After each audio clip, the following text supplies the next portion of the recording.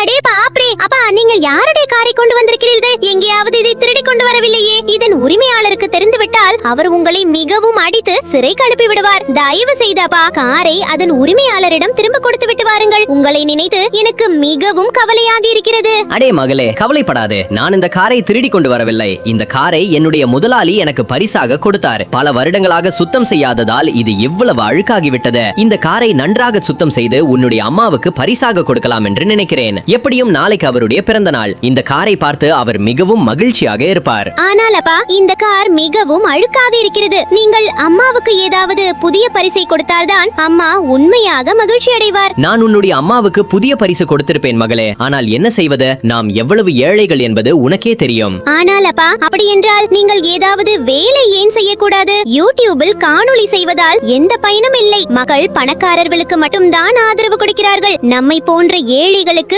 ஆதரவு கொடுப்பதில்லை. இல்ல என் மகளே, என்ன நடந்தாலும் நான் ஒருபோதும் கைவிட மாட்டேன். ஏனென்றால் நல்ல மனிதர்கள் கண்டிப்பாக நமக்கு ஆதரவு கொடுப்பார்கள் என்று எனக்கு நம்பிக்கை இருக்கிறது. நீ பார்ப்பாய், மக்கள் கண்டிப்பாக நம்முடைய காணொளிக்கு விருப்பம் தெரிவித்து சேனலை பின்தொடர்வார்கள்.